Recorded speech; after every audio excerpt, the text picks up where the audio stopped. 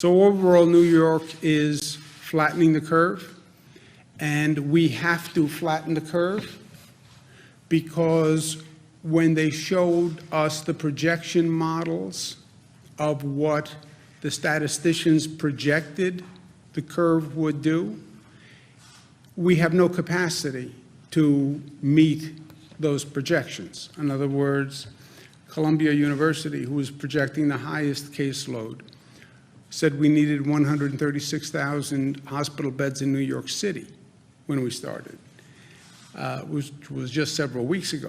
136,000 hospital beds in New York City. We only have about 33 to 36,000 hospital beds in New York City. So that was obviously distressing, to say the least. Mckinsy had projected we would need 110,000 hospital beds. They had a second scenario, which they considered their moderate scenario, which was 55,000 hospital beds statewide. And again, we didn't have that capacity, even on the moderate scenario.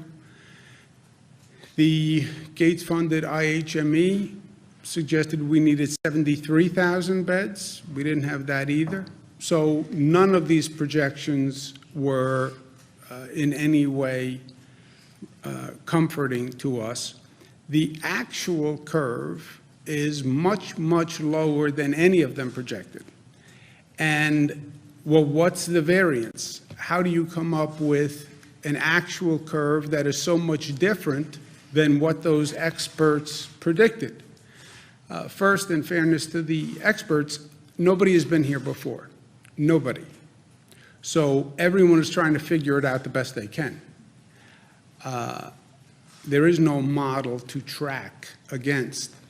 Second, the big variable was, what policies do you put in place? And the bigger variable was, does anybody listen to the policies you put in place, right? I'm governor of the state of New York. Yeah, you can announce a policy. That doesn't mean anyone is going to follow it. You can announce a policy, we're going to close down all businesses, everybody must stay home. And if people don't follow it, or they don't take it seriously, or they believe you're being premature or you're being political, they wouldn't follow it. And then what do we do? What do we do, arrest 19 million people or ticket 19 million people? So the big variable was, what policies do you put in place? And the bigger variable, does anybody care? And does anyone follow it?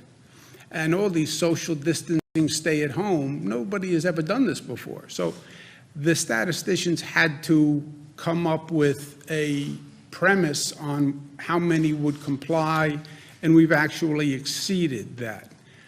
But we have to keep doing it. You know, people tend to think, well, this is a natural trajectory of the disease. There is no natural trajectory. The trajectory is the trajectory that we create by our actions. The natural trajectory would see that line continue to go up. It would continue to go up and up and up until you develop herd immunity, where you would see many, many more infections. So we did that. We are doing that. And that's why we have to stay the course.